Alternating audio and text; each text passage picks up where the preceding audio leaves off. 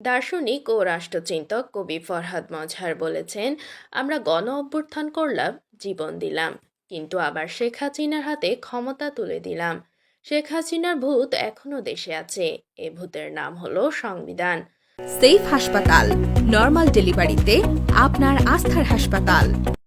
বুধবার সন্ধ্যায় লক্ষ্মীপুর জেলা সাহিত্য সংসদের আয়োজনে ২৬তম সাহিত্য উৎসবে প্রধান অতিথি হিসেবে তিনি এসব কথা বলেন। তিনি আরো বলেন, শেখ হাসিনার ভূত কিন্তু আছে। এটা যদি আমরা বুঝি, তাহলে আমাদের সচেতন ও সতর্ক থাকতে হবে। দেশকে এগিয়ে নিতে হলে আমাদের প্রথম কাজ হলো অর্থনৈতিক উন্নতি। দ্রুততম সময়ের মধ্যে আমরা ইউরোপ, আমেরিকার মতো জায়গায় পৌঁছাতে চাই। ইতিমধ্যে বিভিন্ন দেশ থেকে বিনিয়োগকারীরা আমাদের দেশে এসেছেন। আমরা চাই এদেশে বিনিয়োগ হোক।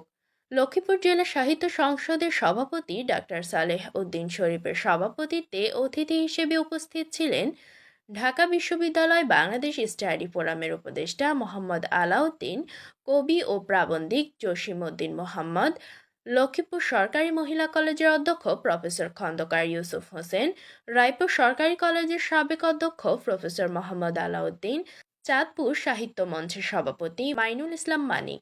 প্রবন্ধ উপস্থাপন করেন লক্ষ্মীপুর জেলা সাহিত্য সংসদের সাধারণ সম্পাদক গাজী গিয়াসউদ্দিন।